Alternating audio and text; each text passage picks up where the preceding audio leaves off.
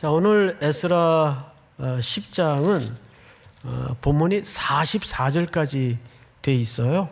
시간 관계상 넉 절만 읽었는데 44절을 결국 다 다룰 겁니다. 시간 내에. 우리 1부 때도 44절까지 다 다루었었습니다. 우선 지금 에스라는 계속 기도 중에 있어요. 그런데 보니까 울며 기도하고 있어요. 이 울음의 의미가 뭘까? 여러분 생각해 보세요. 1차 포로 공동체가 돌아와서 두 번 중단되는 우여곡절이 있었지만 어쨌든 성전도 재건이 되고 성곽도 다 쌓아졌습니다. 그리고 예배도 드려지고.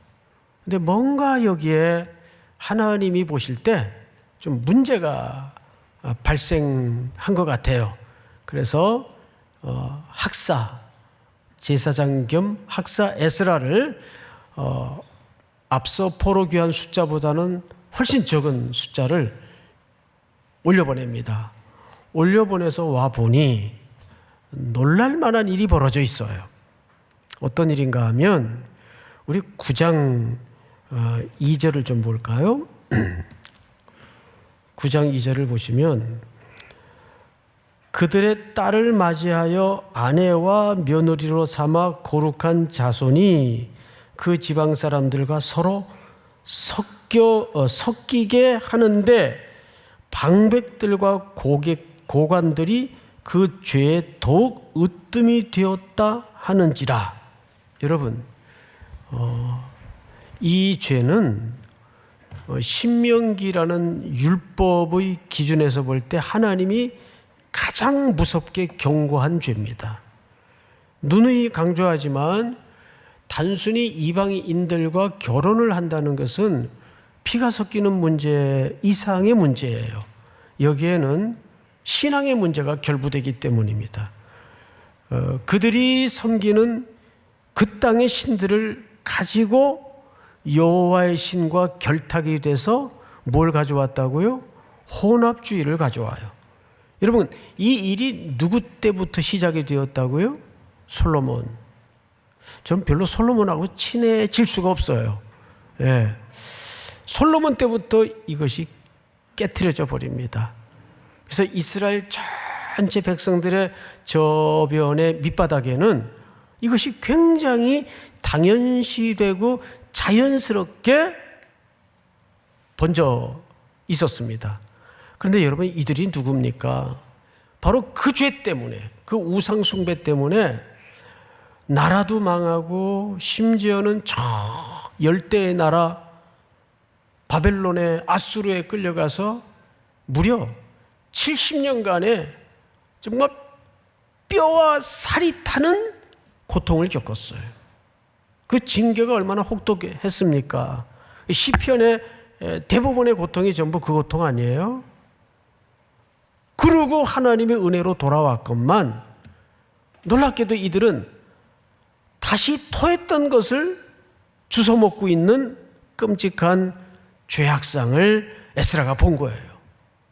그래서 아하와 강가에 앉아서 넋을 놓고 이걸 어떡하나 기도하고 있는 거예요. 그리고 지난주 내용은 대부분의 내용이 그 에스라 학사의 눈물의 기도예요. 그게 제가 이번에 이 에스라서를 공부하면서 깜짝 놀랐던 게 하나 뭐냐 하면 이 에스라는 특별히 신학생들이나 목회자들이 가장 좋아하고 닮고 싶어하는 선지자 중에 한 명입니다. 근데 그 이유가 뭐냐 하면 이분이 학사예요. 성경을 아주 전문적으로 연구하는 분이에요. 오죽했으면 이 사람을 픽업해서 하나님께서 예루살렘으로 보냈을까요? 그래서 그가 올라와서 세 가지 결심을 했죠. 먼저 하나님의 말씀을 연구하고, 그리고 연구한 말씀을 먼저 자기가 지키고 준행하여 그 다음에 백성들에게 가르치겠다. 이게 유명한 학사 에스라의 세 가지 결심이에요. 그러니까 목회자들이나 신학생들이 이 학사 에스라를 참 담고 싶어 해요. 그래서 에스라 성경 신학대학원이라는 좋은 또 학교도 만들어졌지 않습니까? 그래서 저는 지금까지 에스라가 그냥 좋은 학자, 성경을 정말 철저히 지키고 연구하는 학자 정도로만 알았는데 이분은 어마어마한 기도의 사람이었어요. 에스라서를 쭉 읽어보니까 아주 무시무시한 기도의 사람이었어요. 놀랍게도. 오늘 그 진면목이 드러납니다. 자, 본문 1절을 보시면 에스라가 하나님의 성전 앞에 엎드려 울며 기도하여 죄를 자복할 때, 여러분 이 죄는 방금 말씀드린 그 죄인데 학사 에스라는 사실 이 죄와 연관이 없어요. 그런데 공동체를 이해하고 교회가 무엇인지를 새롭게 하는 가장 중요한 단초가 여기에 담아져 있어요. 지난주에도 잠깐 지나가듯 언급했지만 교회의 어떤 연약함이나 어떤 어려운 일이 발생했을 때는 우리가 쉽게 지적하고 탓할 수 있어요. 부정적인 얘기, 너 까불더니 내 저럴 줄 알았다, 이렇게 얘기할 수 있어요. 그런데 이 학사 에스라는 하나님의 말씀을 제대로 알고 있는 사람처럼 그 죄를 다 우리의 죄로, 공동체의 죄로 끌어안습니다. 그리고 그 죄를 끌어안고 내가 저지른 죄는 아니지만 우리의 죄로 기억하여 자복하고 있어요. 이런 공동체가 희망이 있는 거예요. 자, 그런데 그 다음 볼까요? 자복할 때 많은 백성이 크게 통곡하며 이스라엘 중에서 백성의 남녀와 어린아이의 큰 무리가 그 앞에 모인지라. 놀랍게도 남녀노소 할 것 없이 심지어는 어린아이까지 큰 무리가 모였다라고 되어 있어요. 여러분,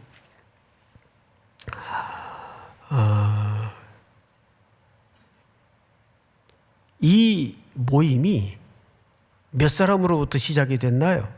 한 사람. 눈물로 민족의 죄를 끌어안고 통곡하고 자복하는 한 사람의 엎드림으로부터 이 부흥은 시작이 됩니다. 그러니까 부흥은 숫자로 이루어지는 게 아니에요. 많은 수가 필요 없어요. 한 사람이면 돼요. 야, 바쁘니까 그건 네가 해라. 그러면 안 돼요. 누가 해야 돼요?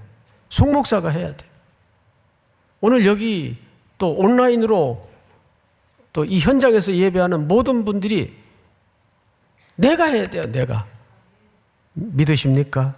예? 아멘 한 대로 기억하기를 바랍니다. 자, 그런데 이 모여든 사람 중에 오늘 신기한 인물을 하나 우리가 만나게 되는데, 이 사람의 이름이 누구냐 하면 스가랴가 아니라 스가냐입니다. 스가냐. 이름 혼돈하지 마세요. 스가랴가 아니에요.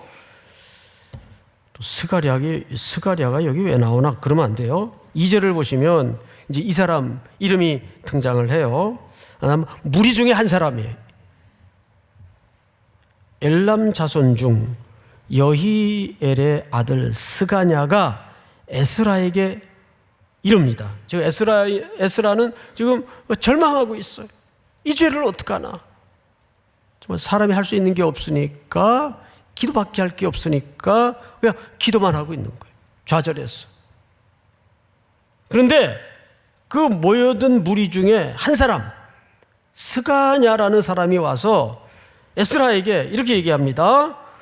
우리가 우리 하나님께 범죄하여 이 땅 이방 여자를 맞이하여 아내로 삼았으나 이스라엘에게 아직도 뭐가 있나니?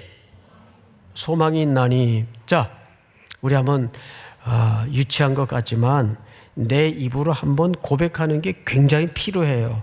자, 따라서 할까요? 아직도 소망이 있습니다. 제가 앞에 무슨 얘기를 하면 여러분들은 아직도 소망이 있습니다, 이렇게 후렴구를 붙이시는 거예요. 대한민국 삼일교회, 한국교회, 우리 가정, 여러분 고백한 대로 이루어지기를 바랍니다. 네? 아직도 소망이 있습니다. 이제 교회 일을 하든지 또 가정에 어떤 경영을 하든지 회사에서 일을 하든지 항상 사람 사는 곳에 사람 하는 일에 문제가 벌어져요, 안 벌어져요? 그러면 아까도 말씀드린 것처럼 따지고 지적하는 건 쉬워요.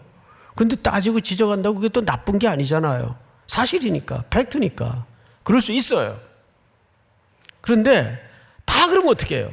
그 중에 누구 같은 사람이 있어야 될까요? 이 스가랴 같은 사람이 있어야 돼요. 말을 그래서 좀 이렇게 희망적으로 할 수 있어야 돼요. 우리 말 가운데 재밌는 게 할머니가 이렇게 걸어오세요. 아유, 할머니 100세까지 사세요. 덕담을 한 거죠. 근데 그 할머님이 99세야. 그럼 내년에 돌아가시라는 얘기 아니야. 이거 말을 참 이게 어려워요. 말이.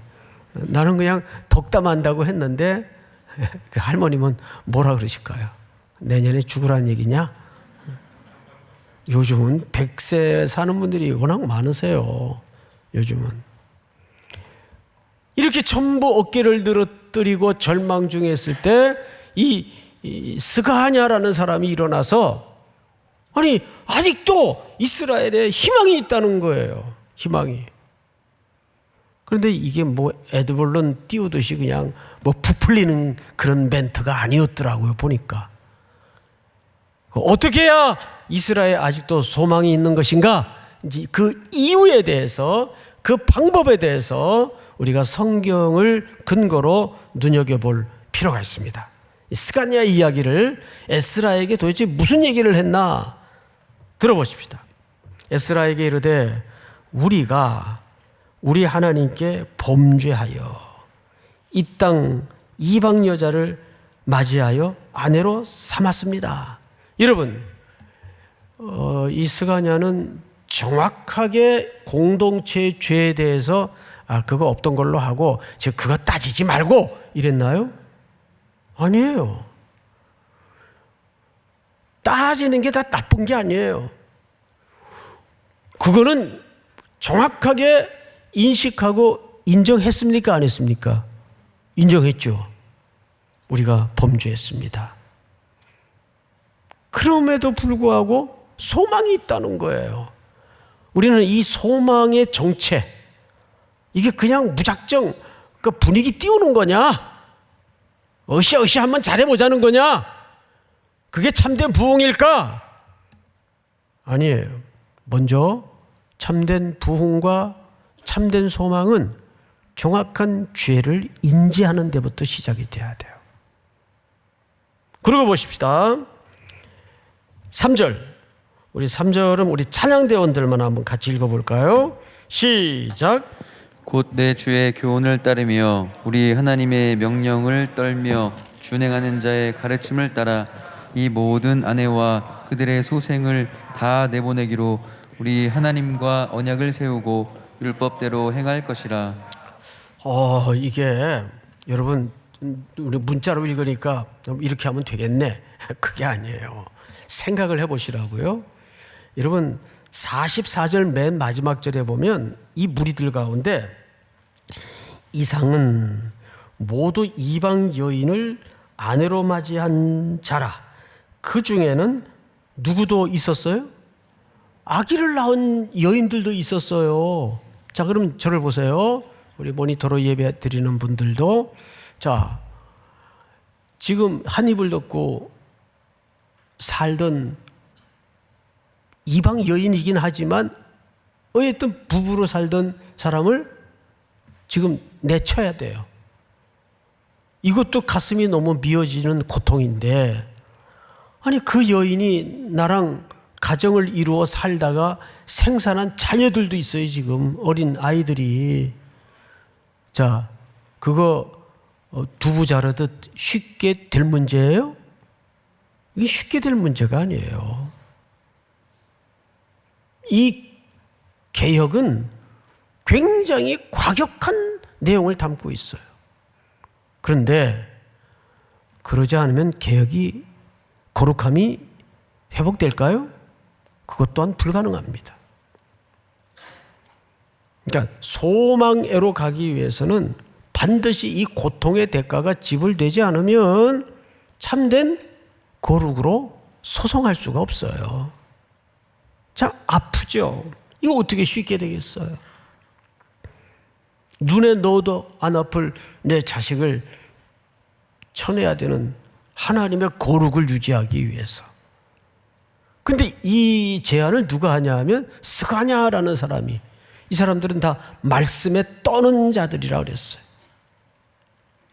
이걸 지금 어느 식으로 얘기하면 목사 에스라에게 제안하고 있는 거예요.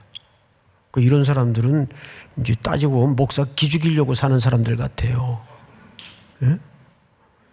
그러니까 성도들이 목사보다 훨씬 날 때가 진짜 많아요.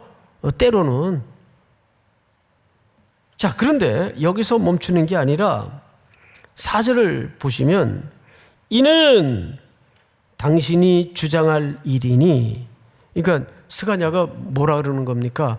이건 당신이 해야 될 일입니다. 그러니까 이건 목사님이 결단을 내리고 이건 목사님이 해야 될 일입니다. 평신도가 가르치고 있는 거예요. 사실은 지금 공황 상태에 있으니까, 멘붕 상태에 있으니까. 성경을 보십시다. 이는 당신이 주장할 일이니 일어나소서 우리가 도우리니 힘써 행하소서 하니라. 우리가 돕겠습니다. 용기를 내셔서 이대로 하시면 아직도 이스라엘은 소망이 있습니다.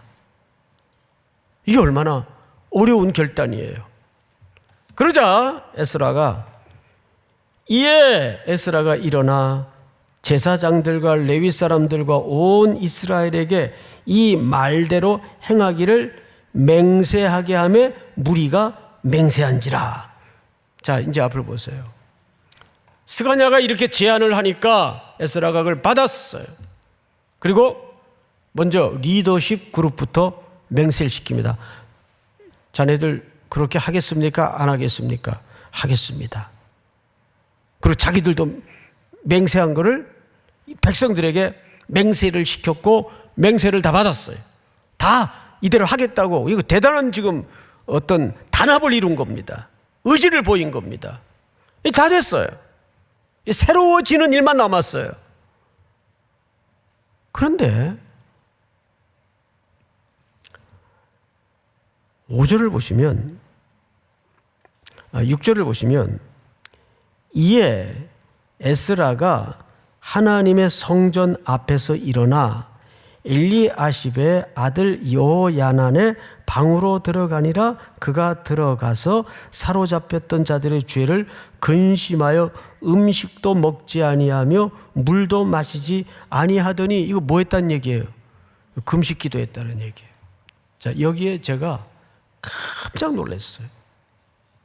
왜 놀랐는가 하면, 아까도 에스라가 학사인 줄만 알았는데 성경을 연구만 하는 사람들인 줄 알았는데, 이 사람은 보통 기도의 사람이 아니에요.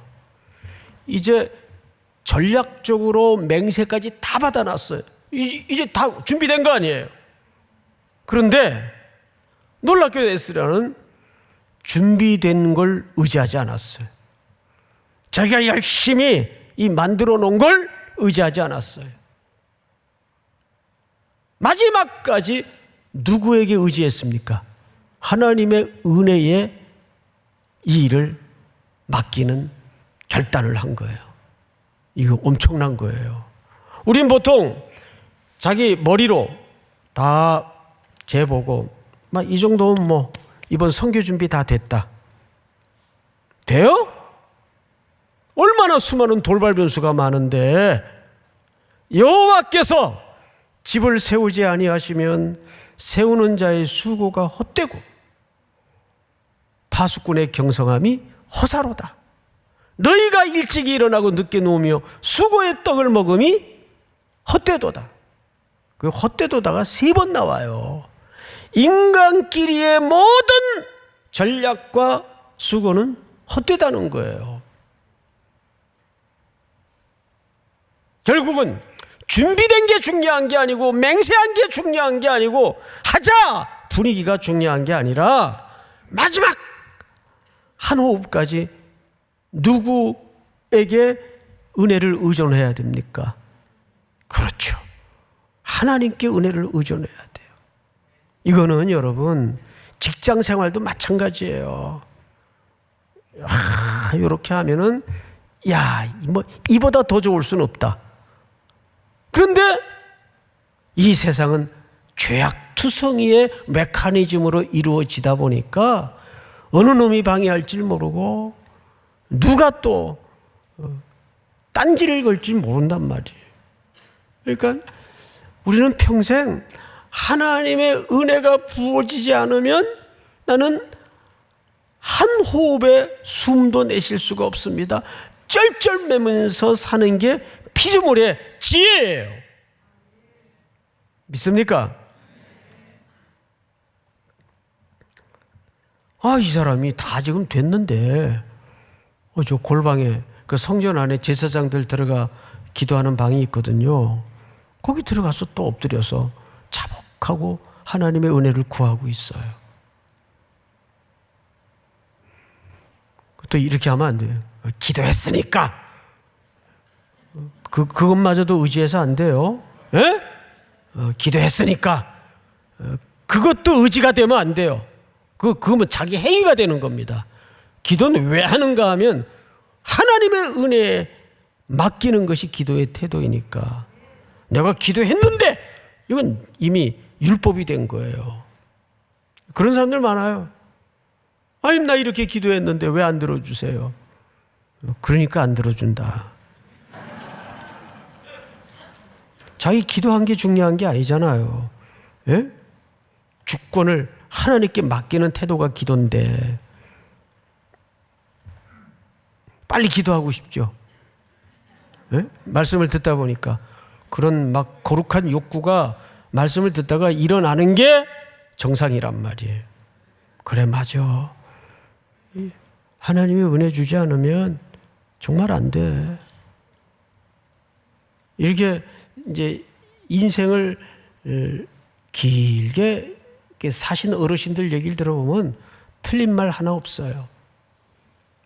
제가 어느 시집을 읽다가 그 식구를 다 그 기억은 못 하는데 참 그 주제가 감나무예요, 감나무. 어느 가지 하나 하늘로 쭉쭉 뻗은 가지가 없다는 거예요. 이렇게 갔다, 이렇게 갔다, 이렇게 갔다. 왜 그런가? 이제 시인이 시인의 마음으로 본 거죠. 그랬더니 조심하고 멈칫하고 또 조심하고 하늘하고 가지가 저렇게 갈래갈래 벌어졌구나. 하늘로 향하면서도 하늘을 향하 자라는데 가지가 이렇게 쭉쭉 뻗은 가지가 없더라는 거예요. 삶이 그렇잖아요, 그죠? 이렇게 하면 어떡하지? 저렇게 하면 어떡하지? 전전긍긍하면서 우리는 그 휘어진 마디마디마다 뭐가 거기에 단단하게 우리를 만들어 가야 될까요? 은혜가 우리를 단단하게 만들어 가는 거예요. 한민복 씨가 쓴 시집의 어느 페이지에 나와 있는 대목이에요. 참 제가 그 시를 한참 읽었어요. 저는 그분하고 아무 상관은 없어요. 근데 시들을 좀 많이 읽으세요. 시들을. 시가 참 너무 좋아요 요즘. 예. 그 시집 이름이 말랑말랑한 힘입니다. 꽉 오죠? 진짜 힘은 말랑말랑한 데 있다는 거예요. 예? 항상 직선적이고 강하고, 저도 뭐 젊을 때 혼자 똑똑한 소리 다 하고 돌아다녔어요. 근데 개뿔은 그게 다 큰 의미가 없어요. 그죠? 하나님의 은혜에 매달려 사는 게 애들 말로 왔답니다. 그거 외에 방법이 없어요. 그게 인간이에요, 인간. 그걸 이 나이에 깨달으니 인간은 제 나이에 철드는 인간도 없어요. 예? 오늘 왜 저러시나. 청년들이 많이 앉아서 그래요. 자, 이제 성경을 마저 보십시다. 7절. 유다와 예루살렘에 사로잡혔던 자들의 자손들에게 공포하기를, 이제 기도를 끝내고 이제 그 결행할 일들에 대해서 에스라가 공포를 하는 거예요. 네 가지를 잘 들어보세요. 첫째, 예루살렘으로 어떻게 하라? 모이라. 두 번째, 모이는데 머뭇거리지 말고 3일 안에 모여라. 3일 안에. 수요일까지 모여라. 이렇게 된 거죠. 그 다음에 세 번째, 3일 안에 오지 않으면 재산을 다 몰수하겠대요. 정몰하겠대요. 이게 신정국가니까 가능한 일이에요. 이게 굉장히 과격하죠? 그리고 네 번째 보십시다. 사로잡혔던 자의 모임에서, 사로잡혔던 자라는 것은 이 이스라엘 포로 공동체를 얘기하는 거예요. 거기에서 아웃시키겠다는 거예요. 이거는 히브리인들이 가장 무서워하는 징벌입니다. 유대 공동체에서 그냥 아웃시키겠다는 거예요. 내쫓겠다는 거예요. 이게 얼마나 과격합니까? 이걸 선포했어요. 그런데 기도의 효과인지 몰라도 백성들이 이렇게 얘기합니다. 9절. 자, 여러분들이 한번 같이 읽어볼까요? 시작. 유다와 베냐민 모든 사람들이 3일 내에 예루살렘에 모이니 때는 9째 달 20일이라. 우리가 하나님의 성전 앞 광장에 앉아서 이 일과 큰 비 때문에 떨고 있더니. 예, 유다 백성들이 다 모였어요. 근데 그때 마침 뭐가 왔죠? 큰 비가 왔어요. 비가. 이 큰 비는 왜 이들을 떨게 했는가? 자, 우리 성경에 그 참고 구절을 하나 띄워주세요. 사무엘상. 이에 사무엘이 여호와께 아뢰며 여호와께서 그날에 우레와 비를 보내시니 모든 백성이 여호와와 사무엘을 크게 어떻게 하더라? 여기도 큰 비 때문에, 우레 때문에 두려워했어요. 여러분, 그 히브리인들에게 이렇게 엄청난 자연재해를 통해 어떤 현상이 나타날 때는 히브리인들은 항상 하나님의 임재하심으로 이해를 가졌어요. 여러분, 하나님의 임재는 당연한 거지만 그건 백성들에게는, 죄가 많은 우리 인간들에게는 얼마나 두려운 거예요. 신의 산에서도 그런 현상이 있었죠. 큰 천둥 소리와 지진과 흑암. 그러니까 그 자연 현상이란 말이에요. 그런데 사실 지금도 하나님은 이 세상의 자연 현상을 통해서 음성을 바라세요, 바라지 않으세요? 음성을 바라시죠. 체르노빌, 또 후쿠시마 원전 사고가 이 지진과 또 해일 때문에 벌어진 일 아니에요? 초정밀 국가인 일본에서 이 문명 시대에 그런 끔찍한 사고가 났어요. 하나님께서 한번 콧김으로 분노하시면 우리 인간의 이 쪼물쪼물하게 만들어 오는 것들이 한 방에 날아갈 수 있다는 메시지를 우리는 그때 엄청나게 큰 충격으로 받았습니다. 그리고 몇 년 전에 포항에서 7.2인가요? 지진이 났을 때 얼마나 놀라운 충격을 받았어요. 마찬가지, 이거 하나님의 임재로 이해를 한 거예요. 백성이 떨고 서 있었어요. 10절을 제가 읽겠습니다. 제사장 에스라가 일어나 그들에게 이르되 우리가 범죄하여 이방 여자를 아내로 삼아 이스라엘의 죄를 더하게 하였으니 이제 너희 조상들의 하나님 앞에서 죄를 자복하고 그의 뜻대로 행하여 그 지방 사람들과 이방 여인을 끊어버리라 하니 놀라운 반응이 일어났어요. 12절 같이 읽습니다. 시작. 모든 회중이 큰 소리로 대답하여 이르되 당신의 말씀대로 우리가 마땅히 행할 것이니이다. 네, 행할 것이다 그랬어요. 그렇게 하겠습니다. 그러니까 이 개혁과 이 부흥이 얼마나 단호한 역사인지 여러분 기억하시겠어요? 그런데 꼭 이런 사람은 있어요. 15절 제가 읽겠습니다. 이걸 차마 여러분들 보고 읽으라고 할 수가 없어서 오직 아사헬의 아들 요나단과 디과의 아들 야스야가 일어나 그 일을 반대하고 무슬람과 레위 사람 삽부대가 그들을 돕더라. 지도계층에서도 반대가 일어났어요. 반대를 하죠. 여러분 같으면 이 중에 그렇게 가혹하고 과격한 개혁을 하나님의 말씀이라고 요구하는데 반대할 사람이 왜 없겠어요? 당연히 있죠. 그리고 이제 몇몇 지도자들을 뽑아서 뭐를 착수시키냐면 조사를 시켜요. 3개월에 걸쳐서. 그러면 누가 이방 여인들과 통혼을 했는가? 한번 전수 조사를 시킨 거예요. 그랬더니 그 명단을 보시면 18절서부터 44절까지가 그 명단이에요. 그 명단에 열거된 인원이 110명이에요. 근데 보세요. 여러분 110명이면 숫자가 적은 거예요. 많은 거예요. 돌아온 전체 숫자에 비해서 이건 굉장히 적은 수예요. 그런데도 이렇게 성경은 전반에 걸쳐 엄중하게 다루고 있는 이유가 뭘까요? 고린도전서 5장 한번 띄워주실까요? 같이 읽습니다. 시작. 너희가 자랑하는 것이 옳지 아니하도다. 적은 누룩이 온 덩어리에 퍼지는 것을 알지 못하느냐. 네.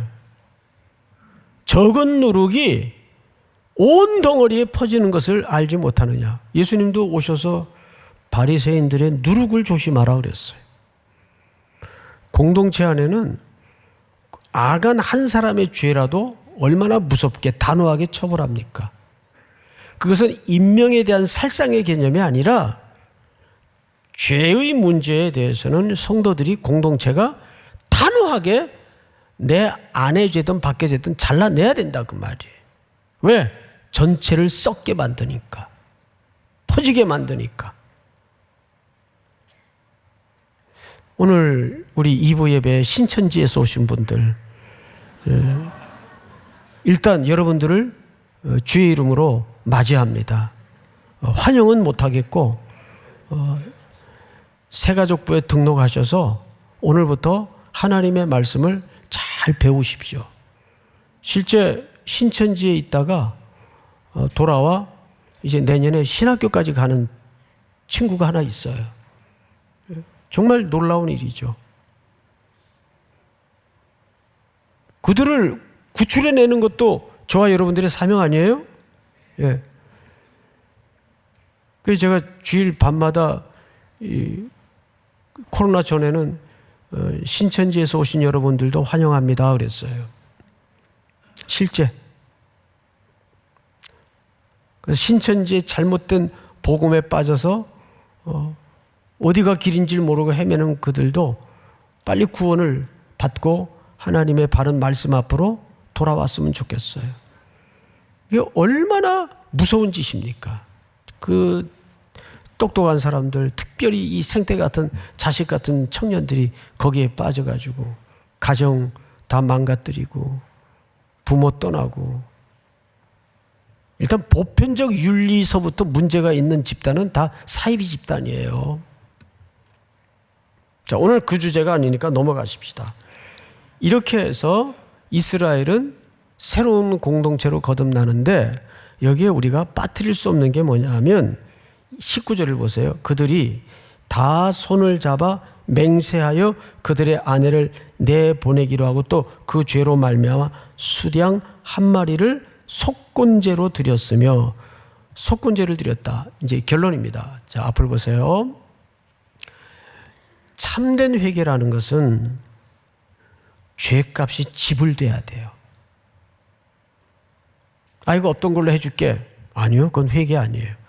또 한바탕 울고 난다? 그건 감정 처리지 회개는 아니에요. 회개는 하던 일을 멈추고 새로운 방향을 향해서 새로운 걸음을 내딛는 겁니다. 그런데 거기에는 반드시 죄값이 지불돼야 돼요. 그러면 스가냐라는 사람은 어떤 마음으로 아직도 이스라엘에게 소망이 있다고 얘기를 했는가? 소망이 있어야 될 이유 첫 번째 띄워주세요. 우리가 죄를 자백하고 회개하면 그분은 어떻게 해주시기 때문이다. 용서해 주시기 때문이다. 자, 우리 이사야서 53장 6절을 보세요. 이사야서 53장 다 같이 읽습니다. 시작. 우리는 다 양 같아서 그릇 행하여 각기 제 길로 갔거늘 여호와께서는 우리 모두의 죄악을 그에게 담당시키셨도다. 그냥 용서해 주셨나요? 그리스도께 우리 죄값을, 왜 우리는 그 죄값을 지불할 아무 건덕지가 없으니까 아들 예수 그리스도를 보내셔서 십자가의 죄값으로 지불하셨어요. 그게 다 지불되었다, 다 이루었다라는 뜻이에요. 거기에 우리 죄값이 지불된 거예요.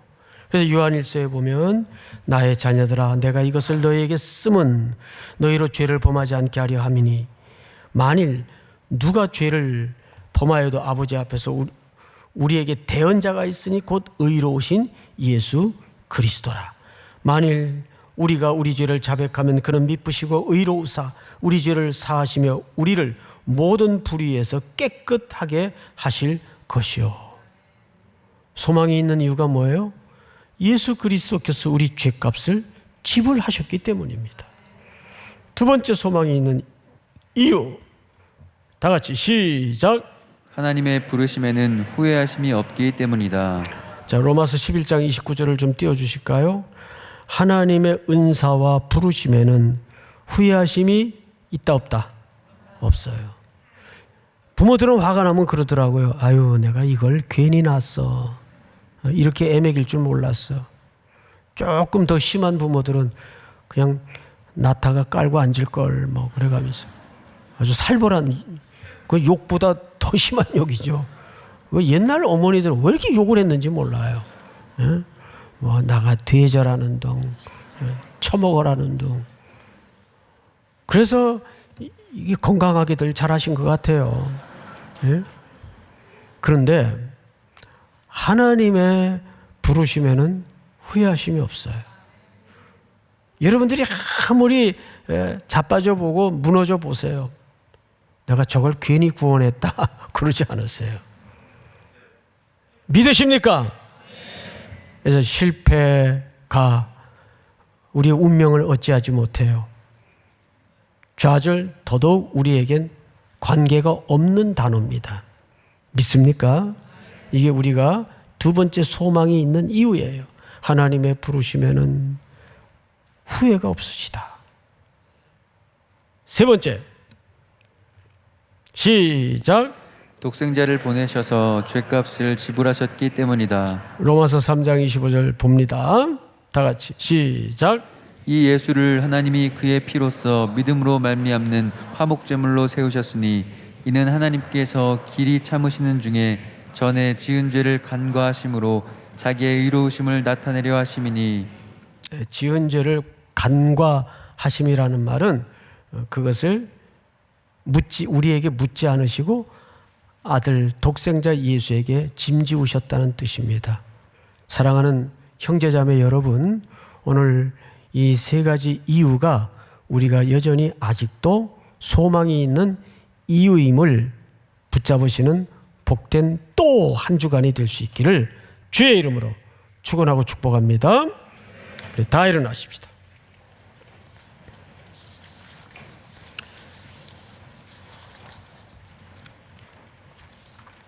주의 힘을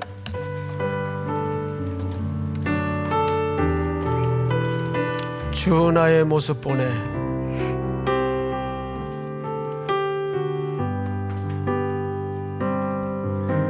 주 나의 모습 보내 상한 나의 맘 보시네 주 나의 눈물 안에 홀로 울던만 하시네 주 사랑 내게 주 사랑 내게 있네 그 사랑이 날 채우네 주는 내게 있네 그대로 날 채우네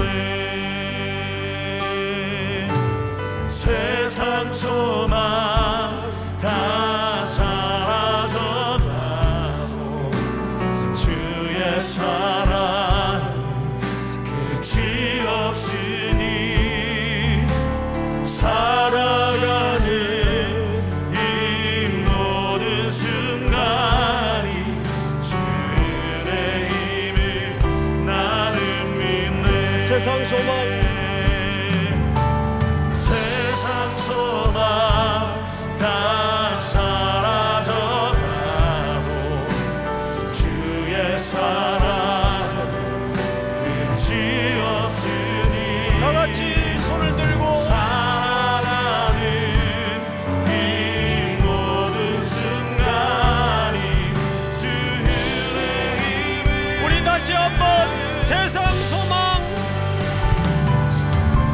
세상 소망 다 사라져가고 주의 사랑 끝이 없으니 살아가는 이 모든 순간이 주의 힘을 우리 다시 한번 소리 높여 세상 소망 다 사라져가도 세상 소망 다 사라져가도 주의 사랑 주의 사랑 끝이 없으니 살아가는 이 모든 순간이 목소리로만 살아가는 이 모든 순간이 살아가는 이 모든 순간이 주의 힘을 우리 작은 소리로 살아가는 이 모든 순간이 살아가는 이 모든 순간이 주의 힘을 나는 믿네. 하나님 아버지, 이제 전쟁터를 방불하는 저 세상으로 출발하는 우리 귀하고 사랑하는 청년들, 성도들 걸음걸음을 붙잡아 주시고 세상이 아무리 저들을 흔들려 할지라도 오직 우리의 소망은 주의 은혜에 있음을 고백합니다. 가장 강력한 하나님의 은혜를 붙들고 점원을 나설 수 있도록 도우시고 병상에 신음하는 형제자매들, 특별히 일터가 필요한 청년들에게 일터를 주시고 아름다운 가정을 이루게 하시며 병상에 고통하고 눈물 짓는 이들의 병상에서 저들의 손을 잡아 일으켜 주시옵소서. 지금은 우리 구주 예수 그리스도의 은혜와 하나님 아버지의 사랑과 성령님의 교통하심이 머리 숙여 경배하는, 사랑하고 사랑하고 사랑하는 귀한 3일의 우리 청년들, 성도들, 해외, 군에 멀리 출타해 있는 가족들, 복중의 생명 날까지 영원토록 함께 있을지어다. 아멘.